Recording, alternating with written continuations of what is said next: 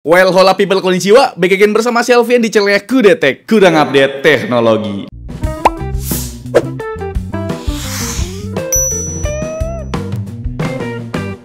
Dan di samping kiri saya atau depan layar kalian, itu sudah ada sebuah laptop gaming dari brand MSI Indonesia. Dan kali ini kita akan ngebahas sebuah laptop gaming dari MSI, itu MSI Bravo 15. Dan kalian tahu sendiri, biasanya Bravo itu terkenal dengan kubu merahnya gitu kan. Tapi tahun ini MSI ngasih seri Bravonya ini itu ada unsur atau ada campuran aksen ijo-ijonya, Pak. Dan bener sekali bre, ini kita bakal nge-review sebuah MSI Bravo 15 yang menggunakan prosesor AMD Ryzen 5 7535HS dan dibarengin sama kubu hijau, itu Nvidia GeForce RTX 4050 laptop. Jadi keren banget kan, dan nggak ketinggalan kalau kalian nyari yang RGB di laptop ini ada gitu kan. Dan untuk harganya sudah pasti kere-hore. Kalau kalian nyari yang Sultan, ya jelas ke channelnya Mang Subki, karena di channel kita nge-reviewnya kere-hore aja. Jadi emang beneran kere-hore? Ya beneran dong. Makanya langsung aja kita review. Ini dia laptop MSI Bravo 15. Let's go kita bahas. Dimensi laptop ini plek-jiplek sama MSI Katana 15 yang 6 bulan lalu udah pernah kita review bre. Punya panjang 36 cm kali lebar 26 cm dengan ketebalan sekitar 2,5 cm. Kalau dibilang tipis enggak juga sih, tapi dibilang tebel juga enggak. Ya medium rare lah. Bobotnya sendiri lumayan berat karena udah tembus 2 kg lebih. Ini belum termasuk adapter ya. Jadi kalau buat dibawa-bawa perlu pakai tas yang dikasih di paket pembeliannya bre. Selain tas sama laptop, kita juga dapat power adapter 200 watt, user guide sama kartu garansi dengan masa garansi 2 tahun. Buat tampilan pada sisi punggung terdapat beberapa tarikan garis tegas dan logo Thunderbird yang ikonik lengkap dengan detail merah di matanya. Berdasarkan Wikipedia nih, Thunderbird sendiri merupakan makhluk mitologi yang berasal dari peradaban bangsa Amerika Utara. Makhluk ini digambarkan sebagai burung supranatural yang punya kekuatan besar. Tapi kalau punya kekuatan besar, kenapa nggak nolong suku Indian buat ngelawan penjajah dari Eropa dah? Ini kenapa jadi sejarah ya? Oke, kita lanjut aja bahas desain di sisi bawah. Sebagai laptop gaming, tentu perlu banyak lubang sirkulasi bre. Di laptop ini, lubang sirkulasinya punya desain mirip honeycomb, tapi lubangnya abstrak alias nggak menentu. Di sini berlubang, di sini juga berlubang, tapi di sini ada yang nggak berlubang. Ya, selamat Anda memasuki jalan di wilayah Lampung.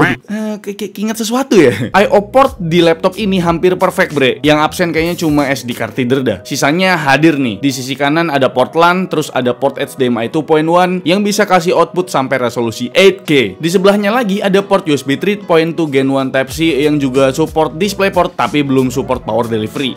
Sayang banget. Terus ada port USB 3.2 Type A sama port combo jack audio. Kalau di sisi kiri cuma ada port power adapter konvensional sama 2 buah port USB Type A. Yang biru udah USB 3.2 sedangkan yang hitam masih USB 2.0. Kenapa masih ada USB 2.0 ya? Lanjut ngomongin keyboard. Ini pakai layout keyboard 96% yang udah termasuk numpad. Terus di tombol WASD ada detail transparan biar kelihatan beda sama tombol lainnya. Terus soal backlight sebenarnya ada 2 opsi boy. Ada yang single backlight warna biru sama yang RGB 4 zona kayak unit test ini. Tapi RGB 4 zona di sini bukan kayak keyboard murahan yang nyala fix doang atau RGB rainbow, bukan. Di sini tiap zonanya bisa gonta-ganti warna yang bisa kita set via Mystic Light di MSI Center. Oh iya, soal tombol power, aku pribadi kurang suka ya penempatan tombol power yang nyatu sama tombol layout di keyboard. Biasanya nggak sengaja kepencet, tapi itu soal kebiasaan aja sih. Terus buat touchpadnya tampil polosan aja, nggak ada klik kiri klik kanan yang terpisah apalagi fingerprint scanner. Fix, di laptop ini nggak ada login biometrik cuy. Buat ukuran touchpadnya udah pas lah, letaknya emang nggak center biar lurus aja sama spasi. Selanjutnya kita bakal bahas screen display-nya. Engsel ini bisa adjustable sampai 180 derajat. Gokil. Kalau kalian pikir ini cuma gimmick, ternyata nggak juga loh. Buat orang tua yang punya bayi, ini bisa jadi penyelamat karena kadang-kadang bayi kalau lihat layar laptop maunya didorong sampai lurus kan. Bayangin aja kalau laptop kita nggak punya fitur 180 derajat ini. Engselnya auto wasted deh tuh. Ukuran layar ini 15,6 inci yang beresolusi Full HD 1920x1080p. Panel yang dipakai adalah panel IPS level dengan refresh rate up to 144 Hz yang bisa di-set dinamis 60 Hz atau 120 Hz dan juga 75 Hz atau 144 Hz biar bisa menghemat baterai. Tapi sayang, cakupan gamut sRGB-nya cuma 64%, yang berarti kita kehilangan 36% warna sRGB dan ini angka yang nggak sedikit bre. Terus buat minimum brightness-nya ini udah bagus banget. Cuma 6 nits aja yang artinya sangat enjoy buat dipakai dalam kondisi minim cahaya atau gelap-gelapan. Tapi buat poin maksimum brightness-nya ini jelas terlalu redup. Cuma 236 nits yang artinya kurang cocok dibawa ke outdoor atau ruangan dengan pencahayaan yang cukup terang. Soal rasio kontras, ini menandakan kalau kalau panel IPS yang dipakai masih di bawah standar, sedangkan buat white point ini cukup mendekati target 6500 Kelvin. Dan buat akurasi warna, rata-ratanya udah cukup bagus di bawah 2 delta E bre. Tapi warna biru 1F-nya cukup miss di antara warna lain. Mungkin buat gaming terutama game FPS, layar laptop ini masih bisa dipakai. Tapi kalau buat peruntukannya udah produktivitas, wajib hukumnya kalian pakai secondary monitor yang proper sebagai display. Bezel di layar ini juga cukup tebel terutama di sisi bawahnya. Tapi buat sisi samping dan atasnya masih bisa dimaklumi bre. Apalagi di sisi atas ada sebuah webcam dengan resolusi HD 720p yang kualitasnya sebagai berikut. Dan ini deh bre untuk kualitas perekaman menggunakan webcamnya dari laptop gaming MSI Bravo 15 ini. Dan untuk kualitas perekamannya menggunakan resolusi 720p di 30 fps doang, nggak bisa di Full HD, itu mentok. Ya kira-kira ini kualitasnya gimana menurut kalian? Soal speaker, kupikir lubang di bawah layar berupa speaker atau sekedar tweeter gitu. Tapi ternyata bukan. Jadi di laptop ini speakernya itu cuma 2 channel di sisi bawah bre. Untungnya udah dituning Nahi Mic by SteelSeries bre. Di aplikasinya kalian juga bisa pilih-pilih berbagai preset audio berdasarkan preferensi pribadi coy. Bahkan ada fitur virtual surround sound-nya. Ini bakal enak sih kalau dipakai buat gaming FPS. Jadi step musuh di sekitar bakal kedengeran lebih jelas. Tapi kan biasanya main game pakai headset ya. Buat gambaran kualitas speakernya, kalian denger dah.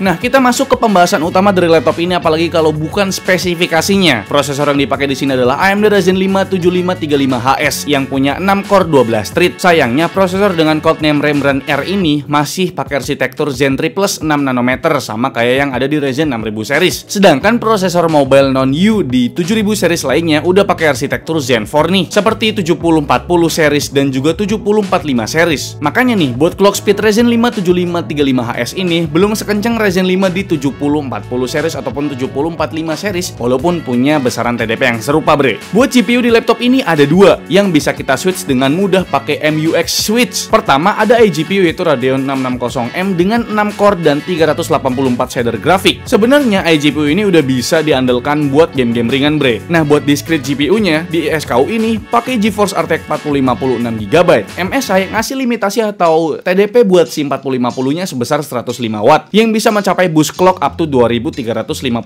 MHz. Keunggulan utama RTX 40 series tentu aja fitur DLSS 3-nya yang bisa meningkatkan frame rate berkali lipat tanpa ngurangin kualitas grafik dengan teknologi frame generator bre. Ini lebih kenceng daripada DLSS 2 loh. Selain itu, GeForce RTX 40 series juga punya fitur ray tracing terbaru dan udah support encoder masa depan yaitu encoder AV1. Buat RAM-nya di sini tentu udah pakai RAM DDR5 karena kan platform Ryzen 7000 series udah meninggalkan RAM DDR4. Di sini pakai RAM SODIMM berkapasitas 16GB dual channel dengan frekuensi 4800 MHz. Slotnya cuma ada 2, jadi kalau mau upgrade ya harus ganti kempingan RAM-nya bre. Maksimal 64GB alias 2x32GB dual channel. Kalau buat penyimpanan atau storage ya udah pasti pakai M.2 NVMe SSD PCIe Gen 4 pastinya, yang berkapasitas 512GB. Sayangnya buat speed SSD ini yang rata kiri bre. Kecepatan read-nya cuma sekitar 3200 MB per second dan kecepatan write-nya sekitar 1800-an MB per second. Opsi upgrade-nya ada satu slot lagi bre, tapi sama kayak unit MSI Katana kemarin, slot di sini agak prematur karena nggak ada penguncinya. Kalau berdasarkan info di website, MSI menyarankan buat hubungin service center kalau mau upgrade SSD-nya. Terus buat baterai MSI Bravo 15 ini sama persis kayak MSI Katana 15 yang dibekali baterai 53,5 Wh. Mengingat harga Katana 15 10 juta lebih mahal, baterai di laptop ini jadi worth it banget loh. Walaupun laptop gaming terkenal sahabat power adapter, tapi pas kita cek baterai life-nya buat nonton YouTube 1080p dengan brightness level 50% dan volume level 30%, dari kapasitas baterai 100% ke 2% mampu bertahan hampir 6 jam. Cukup awet ternyata. Sedangkan waktu pengisian daya menggunakan adapter dengan rating 200 watt dari 2% ke 99% butuh waktu kurang dari 3 jam aja bre. Selain kapasitas baterainya yang sama, kesamaan dari produk MSI Katana 15 juga dari segi coolingnya bre. MSI Bravo 15 ini udah dibekali Cooler Boost 5 yang punya total 6 buah heat pipe dengan shared pipe design dan 2 kipas buat urusan pembuangan panas yang diarahkan ke 3 titik. titik. Buat konektivitasnya juga nggak kalah, bre. Wi-Fi-nya udah support Wi-Fi 6E dengan Bluetooth versi 5.3. Makin berasa worth it kan laptop ini? Itu deh, bre, untuk ulasan dari kita mengenai MSI Bravo 15, dan sekarang kita masuk ke performanya. Pertama kita bahas performa dari prosesornya, yaitu Ryzen 5 7535HS. Ya, bisa dibilang ini tuh refreshment dari AMD Ryzen 6000 series ya, yang HX punya. Pertama kita tes prosesornya, skor single core dari pengetesan Cinebench R20 mendapatkan angka 561 poin, sedangkan buat konsistensi multicore-nya kita tes looping 5 kali, hasilnya stabil banget di atas 4000-an poin. Nah, sebagai gambaran performa dari prosesor Ryzen 5 7535HS ini, itu setara banget sama Ryzen 5 5600G yang ada di prosesor desktop. Wow, menarik banget kan? Dan sekarang kita bahas untuk pengujian GPU-nya, lain gak lain dari GeForce RTX 4050. Kita udah beberapa kali ya nge-benchmark GeForce RTX 4050, jadi kayak wah ketemu 4050 lagi nih. Ini adalah sebuah GPU 40 series atau 4000 series dari Nvidia GeForce yang bisa dibilang ya lumayan oke lah, tapi cukup kontroversi. Oke, kita tes di pengetesan 3D Mark. Walau RTX 4050 di unit Bravo 15 ini cuma punya power sebesar 105 watt, tapi ternyata performanya 11-12 sama RTX 4050 di unit ROG Strix G16 yang diklaim punya power up to 145 watt loh. Jadi bisa dibilang GPU dari MSI Bravo 15 ini ya, yaitu RTX 4050 dengan TDP 105 watt itu ternyata mirip-mirip 11-12 sama yang RTX 4050 yang 145 watt TDP. Wah, kok bisa gitu ya? Oke, lanjut aja kita ngomongin soal konten produktivitas di laptop ini ya. Kita tuh ada tes render 3D menggunakan Blender dan juga render video menggunakan Premiere Pro 2023. Dan sebelum kita masuk ke perenderan, ya kita tes buat previewnya dulu. Ada dua resolusi, 4K dan juga Full HD. Udah jelas kalau Full HD previewnya lancar, nggak ada kendala sama sekali. Nah, kalau kita tes buat preview video 4K itu masih lancar ya, dan sedikit lag, tapi ya bisa dibilang masih lancar lah gitu loh. Walaupun memang kita udah set di preview full, itu masih oke. Itu good lah. Buat sekelas RTX 4050 nih oke banget. Dan pas kita coba buat tes rendering di Full HD itu cuma butuh waktu 16 detik doang. Dan pas kita tes buat rendering 4K ya, video 1 menit durasinya semuanya, itu kita cuma butuh waktu 44 detik. Ini kenceng banget karena PC editor kita aja itu butuh waktu 56 detik. Jadi kan ya perbedaannya lumayan kan. Dan selanjutnya kita tes buat ngerender 3D menggunakan Blender ya. Kita tes render ya scene BMW, yang pastinya render image ya. Ada 3 pengetesan. Pertama menggunakan GPU RTX 4050 laptop dan juga menggunakan render optik ya. Itu khusus untuk GPU RTX series. Dan terakhir kita tes untuk render CPU menggunakan Ryzen 5 7535HS. Pertama kita tes render pakai GPU RTX 4050 itu butuh waktu 26 detik. Dan pas kita tes buat render pakai render optik itu lebih kenceng 2 kali lipat, yaitu cuma butuh waktu 12 detik doang. Kenceng banget kan? Itulah benefit kalau kalian menggunakan GPU RTX series, Pak. Untuk rendering itu kenceng. Dan pas kita tes untuk rendering CPU itu butuh waktu 4 menit 14 detik. Jadi memang idealnya kalau kalian mau main 3D grafis ataupun render video ya udah pasti butuh GPU yang kenceng gitu loh. Dan yep, inilah saatnya kita akan tes gaming di laptop MSI Bravo 15, karena sejatinya laptop gaming dipakai buat gaming ya, bisa dipakai buat produktivitas juga sih. Jadi kita udah siapkan 9 game untuk ngetes MSI Bravo 15 ini. Jadi ini dia untuk 9 game yang udah kita tes. Playkan Anymore. Once upon a time we were both happy. Everything was fine, then suddenly it leaves. I was left behind, broken in pieces. Then you'd reappear. Sometimes we all feel a little afraid. We don't put our emotions on display. But I've gotta be strong.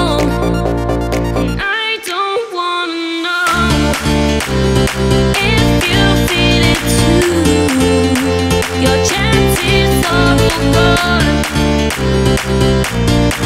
And I don't need you anymore, anymore, anymore.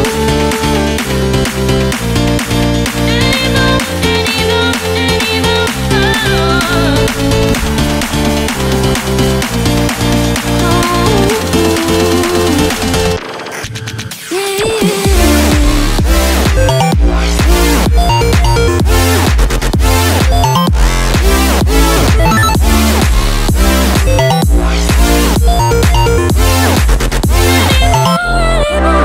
anymore, oh.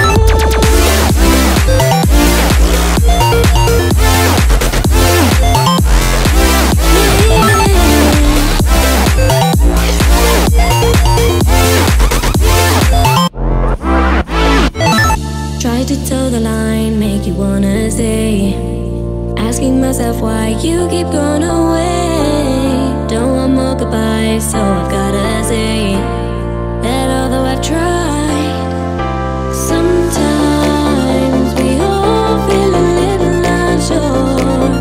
We don't really know what we're here for, but I've got to move on, and I don't wanna know if you feel it too. Your chances are all gone,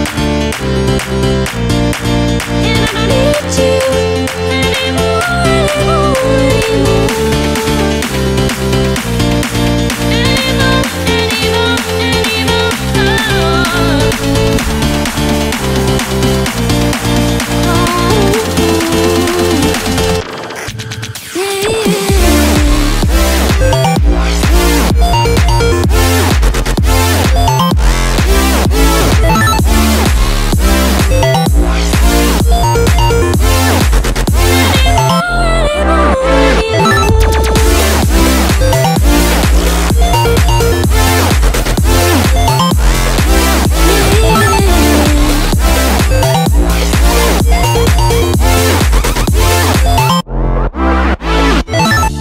to toe the line, make you wanna stay.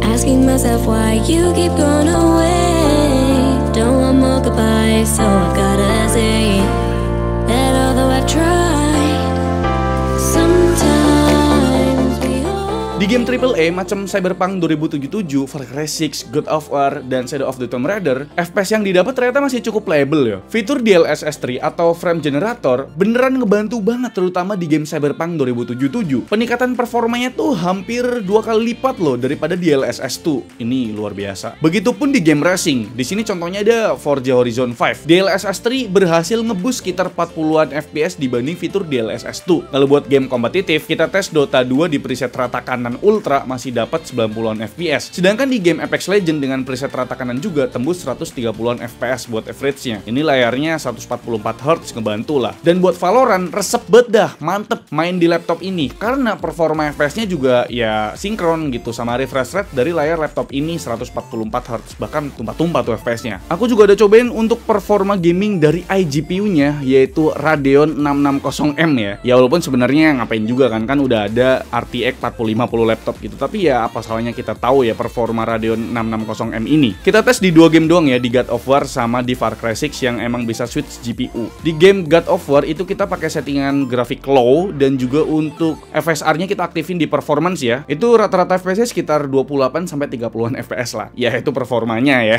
Dan untuk di game Far Cry 6 kita pakai settingan grafik low juga. Untuk FSR-nya kita set di settingan quality, itu dapat sekitar 40-an FPS loh. Ya ternyata menarik juga ya untuk Radeon 660M ini. Dan itu dia untuk pengujian performa gaming dari laptop gaming MSI Bravo 15. Jadi kita udah tes game AAA ya kebanyakan dan game kompetitif yang sering dimainkan. MSI Bravo 15 ini masih sanggup banget ngejalanin game-game yang udah kita tes. Apalagi game AAA itu masih jalan di atas 60 FPS, itu udah playable banget gitu loh. Di settingan high atau rata kanan ultra gitu kan. Dan selanjutnya yang terakhir kita bakal bahas suhu dan juga TDP dari laptop MSI Bravo 15 ini. Karena ya sejatinya laptop kan terkenal panasnya. Tapi ternyata untuk cooling yang digunakan oleh MSI itu Cooler Boost 5 itu ternyata ngebantu banget. Suhu prosesor tertinggi tercatat menyentuh angka 84 derajat Celcius di game Shadow of the Tomb Raider. Tapi itu pun lonjakannya tiba-tiba aja ya, kayak ya tiba-tiba naik gitu terus langsung turun. Rata-ratanya sih terjaga di under 80 derajat Celcius dengan maksimum TDP sekitar 42 watt di game Valorant bre. Sedangkan buat suhu maksimum si RTX 4050 laptop tercatat menyentuh angka 73 derajat Celcius di game God of War dengan maksimum TGP sekitar 85 watt di game Cyberpunk 2077. Itu dia untuk suhu dan penggunaan daya atau TGP, TDP dari laptop MSI Bravo 15 ini ya. Bisa dibilang memang untuk GPU RTX 4050 laptop ini hampir menyentuh klaim TGP-nya di 105 watt ya. Jadi maksimumnya di angka 85 watt. Kalau 105 watt itu up to ya men ya, tergantung dari kondisi suhu dan juga penggunaan dari ya laptopnya di charge atau enggak gitu loh. Dan untuk TDP dari prosesornya Ryzen 5 7535HS ini kan TDP-nya di 55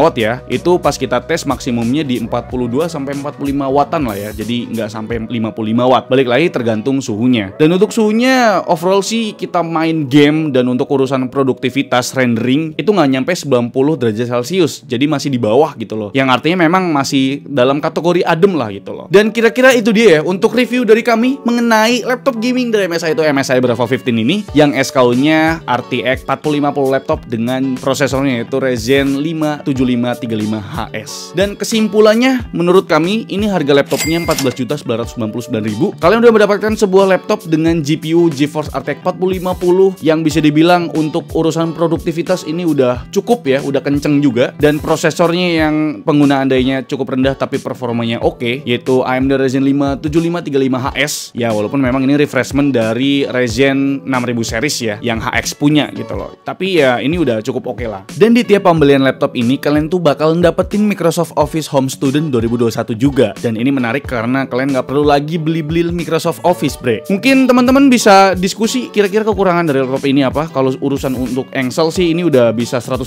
derajat. Jadi aku pribadi nggak komplain ya. Biasanya orang pada komplain sama engselnya MSI kan. Tapi ini udah dibikin 180 derajat, itu udah cukup, udah baik lah gitu. Kira-kira itu dia, bre, review dari kami. Gimana menurut kalian? Coba tulis di kolom komentar, like video ini kalau kalian suka, dislike kalau saya jelek, dan jangan lupa untuk tekan tombol subscribe yang warna merah kalau misalkan kalian belum subscribe channel ini.